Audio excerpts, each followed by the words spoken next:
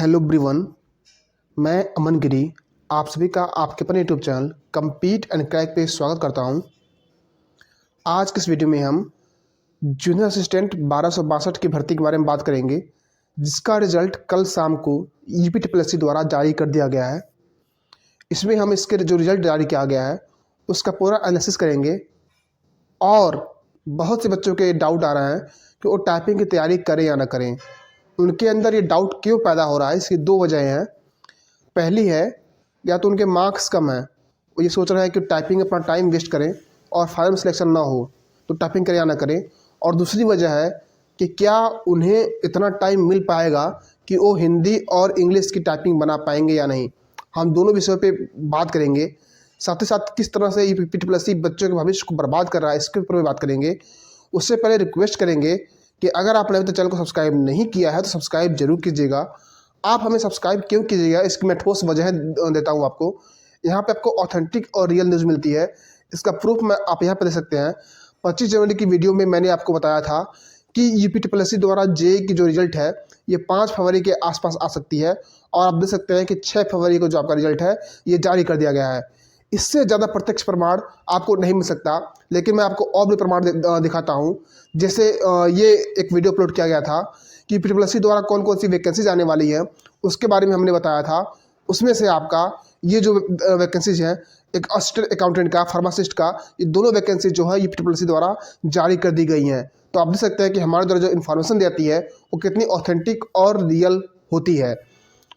तो हमें सपोर्ट करने के लिए सब्सक्राइब जरूर कीजिएगा और दोस्तों को सब्सक्राइब करना मत भूलिएगा, क्योंकि आपके सब्सक्राइब करने से हमारी रीच बढ़ती है, और हमारे रीच बढ़ने से फ़ायदा ये होगा कि ज़्यादा बच्चों को ऑथेंटिक और रियल न्यूज़ मिलेगी इस अंधकारमय यूट्यूब की दुनिया में। बहरहाल अब हम बात करते हैं रिजल्ट के बारे में कि रिजल्ट कैसा रहा यूपीटीपीएससी का।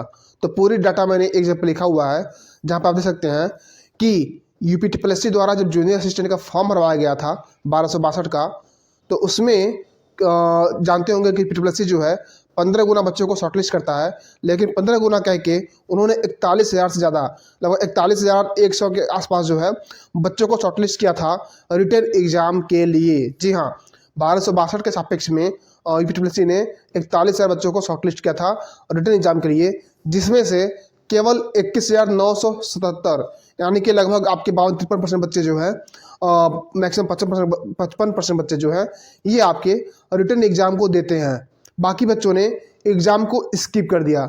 इसकी दो वजह थी। पहली, यूपीटीपीएससी के प्रति बच्चों की उदासीनता, क्योंकि ये अपने जो परीक्षाएं हैं उसको करवाने में बहुत ही देरी करते हैं। और दूसरी, बहुत से बच्चे ऑलरेडी किसी एग्ज़ाम में सिलेक्ट हो चुके थे, या फिर उनको किसी एग्ज़ाम में पूरे चांसेस थे कि वो सिलेक्ट हो जाएंगे। जी हाँ, बहुत से बच्चे थे जिनके लेखपाल में अच्छे मार्क्स थे, उन्होंने जूनियर असिस्टेंट का एग्ज़ाम नहीं दिया था, स्किप कर दिया था। लेकिन अब देखने वाली बात यह है कि 21,977 बच्चे जो बच्चे एग्ज़ाम को दिए थे, उसमें से आप यकीन नहीं करेंगे 15,174 बच्चों को टाइपिंग के लिए शॉर्टलिस्ट कर लिया गया है। यानी कि केवल 6803 बच्चों को, यानी कि 6,803 बच्चों को ही केवल टाइपिंग के लिए नहीं बुलाया गया है, उनको बाहर का रास्ता दिखा दिया गया है। अगर आप परसेंटेज की बात करें तो ये लगभग 70% बच्चे ऐसे हैं, लगभग 70%। अगर आप कैलकुलेट करेंगे तो ये 69% समथिंग आएगा, ठीक है। तो लगभग 70% बच्चे जो हैं जिन्होंने रिटन एग्जाम को दिया था उनको टाइपिंग के लिए बुला लिया गया है, जो कि एक बहुत बड़ी बात है, इतने ज़्यादा बच्चों को बुलाना। लेकिन यहाँ पे यूपीटीपीएससी द्वारा कहा गया है कि ये केवल 5 गुना बच्चे हैं, ठीक है। ये केवल 5 गुना बच्चों को उन्होंने बुलाया है, और 5 गुना में वो 1262 के सापेक्ष बुलाए हैं 15,174, जो कि लगभग कैलकुलेट करने पे 12 गुना बच्चे हो जाएंगे, 12 गुना, ठीक है। ये कैसे हुआ, इनकी क्या गणित है, इसके बारे में मैंने कल की वीडियो में आपको जानकारी दी हुई थी कि कैसे इनके 15 गुना, 42 गुना, 36 गुना, 30 गुना हो जाते हैं, और कैसे इनका 5 गुना 12 गुना हो गया है। क्योंकि ये ईडब्ल्यूएस को बेस बनाते हैं, माफ़ कीजिएगा, ये जनरल को बेस बनाते हैं, और जनरल के बच्चे जो हैं कम मिलते हैं क्योंकि आप जानते हैं ईपी पॉपुलेशन में जनरल की जो पॉपुलेशन है वो ओबीसी या फिर ईडब्ल्यूएस की तुलना में कम दिखाई पड़ती है। इस वजह से जब जनरल आपका 20 बनता है और उसके 6 गुना किए जाते हैं, उतने में आपके ओबीसी के 15-16 गुना बच्चे, ईडब्ल्यूएस के आपके 8-9 गुना बच्चे हो जाते हैं, जिसकी वजह से जो संख्या है ये बढ़ जाती है। और इस तरह से अब देखा जाए तो 15,174 बच्चों को शॉर्टलिस्ट किया गया है टाइपिंग के लिए, और सीटें जो हैं 1262 है। तो आप समझ सकते हैं कंपटीशन कट ऑफ अभी लगने वाली है। अभी जो कट ऑफ लगी है 48 मार्क्स, ये केवल 6,800 यानी कि 7,000 बच्चों को बाहर निकालने के लिए लगी है। अभी तो आपको लगभग 13,000 बच्चों को और 13,500 बच्चों को बाहर का रास्ता दिखाना है। ठीक है, तो कट ऑफ अभी बढ़ने वाली है, लेकिन कट ऑफ के बारे में एग्जैक्ट नहीं बताया जा सकता, क्योंकि अभी आपकी टाइपिंग होनी है। ठीक है, अभी आपकी टाइपिंग होनी है, टाइपिंग के बाद आपकी डीवी होनी है, तो अभी कट ऑफ का अंदाज़ा सही से नहीं बताया जा सकता। लेकिन मैं आपको यहाँ डिमोटिवेट नहीं कर रहा हूँ, आप टाइपिंग की तैयारी जरूर कीजिएगा, क्योंकि टाइपिंग करना आपका अधिकार है। आप टाइपिंग जरूर दीजिएगा और टाइपिंग की तैयारी भी कीजिएगा। और लेकिन कट ऑफ की अगर बात की जाए तो उम्मीद करिएगा कि जनरल और ओबीसी जो है 60 से एवब ही जाएगा। ठीक है, इससे कम होता हुआ मुझे दिखाई नहीं पड़ रहा है। बाकी एग्जैक्ट कट ऑफ के बारे में मैंने जब इसका आंसर किया था तभी वीडियो बनाई थी, मैं उसको दोबारा दोहराऊंगा नहीं। एग्जैक्ट कट ऑफ उसी के आसपास जा सकती है, अगर मेरे अनुसार टाइपिंग स्किप या फिर डीवी स्किप उससे ज़्यादा नहीं होता है तो। ठीक है, जितना मैंने अनुमान लगाया था उससे ज़्यादा अगर नहीं होगा तो आपकी कट ऑफ उसी के आसपास रहेगी। ठीक है, बाकी टाइपिंग करें या ना करें, इस विषय पे अगर बात किया जाए तो इसके बारे में आपको बताना चाहूँगा कि आपको टाइपिंग ज़रूर करनी चाहिए। ठीक है, इसका क्यों रीज़न क्या है उसके बारे में अगर बात करें तो पहला रीज़न जो बच्चे दे रहे हैं टाइपिंग नहीं करने का, क्या वो हिंदी एंड इंग्लिश दोनों की टाइपिंग विद इन टाइम बना पाएंगे या नहीं बना पाएंगे, क्योंकि किसी को इसके बारे में जानकारी नहीं है कि PSSSB कितना टाइम देने वाला है आपकी टाइपिंग टेस्ट के लिए। हालांकि सुनने में आ रहा है कि PSSSB बहुत ही तेज़ी करेगा और आपकी टाइपिंग जल्द से जल्द करवा लेगा, लेकिन मैं आपको बता दूं माय डियर फ्रेंड्स, समय बदलते टाइम नहीं लगता, न्यूज़ बदलते टाइम नहीं लगती। मैंने UPPCL की टाइपिंग दी हुई है। UPPCL के बारे में आप लोग जानते होंगे कि ये ज़्यादा वक्त नहीं देते हैं अपनी टाइपिंग के लिए। जब इसका रिजल्ट आया और उस समय तक मेरी टाइपिंग 0/0 थी, यानी कि हिंदी की 0 थी, इंग्लिश की भी 0 थी। ठीक है, मेरी जो UPPCL की टाइपिंग थी वो हिंदी और इंग्लिश दोनों की 0 थी। अगर उस समय मैंने भी ये सोचा होता कि टाइम नहीं मिलेगा और टाइपिंग की तैयारी नहीं की होती, तो जो डिले हुआ UPPCL की टाइपिंग में, जो एक्स्ट्रा मुझे 1.5-2 मंथ मिल गए हैं, उसका मैं सदुपयोग नहीं कर पाता और मैं एग्ज़ाम में पहली बार में ही, जी हाँ पहली बार में ही टाइपिंग जिस एग्ज़ाम का दिया उसका क्वालिफाई किया, उसका गौरव हासिल नहीं कर पाता।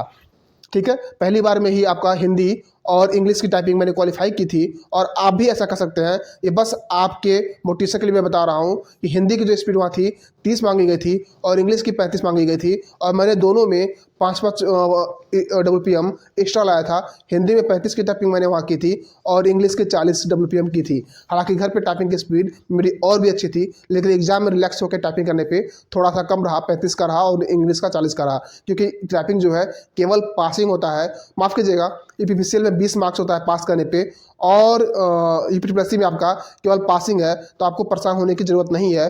टाइमिंग को न सोच के आप टाइपिंग जरूर कीजिएगा। बाकी कुछ बच्चे परेशान हैं कि उनके मार्क्स कम हैं, उनके मार्क्स 49-60 या फिर माफ़ कीजिएगा 49-50-51-52 के आसपास है, तो टाइपिंग करें या ना करें, तो मैं उनसे यही कहूँगा कि आप टाइपिंग कीजिए, लेकिन केवल टाइपिंग के भरोसे मत रहिए, आप अदर एग्जाम की भी तैयारी करते रहिए।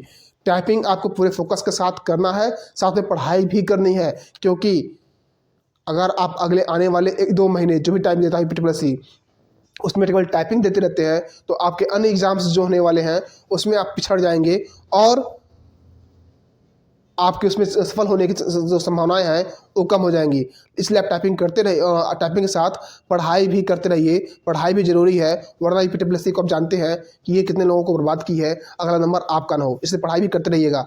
और हाँ, टाइपिंग करना क्यों ज़रूरी है आपके लिए, आपको जानकारी होगा PSSB से ही जूनियर असिस्टेंट 55-12 और कई सारी वैकेंसीज आपकी टाइपिंग के बेसिस पे आती रहती है। जल्द ही आपका एनटीपीसी के थ्रू भी, जी हाँ, रेलवे के थ्रू भी आपकी टाइपिंग से रिलेटेड कुछ पोस्ट जारी किए जाएंगे। तो आप टाइपिंग अगर अभी बना लेंगे तो आपके लिए वो फ़ायदेमंद रहेगा। तो अभी आपके पास अगर समय है तो टाइपिंग जरूर कीजिए, अगर आप इसके लिए शॉर्टलिस्ट हुए हैं तो। बाकी मेरा अनुमान है कि जनरल ओबीसी जो है 60+ ही कट ऑफ जाने की संभावनाएं हैं, उससे कम शायद ही जाए।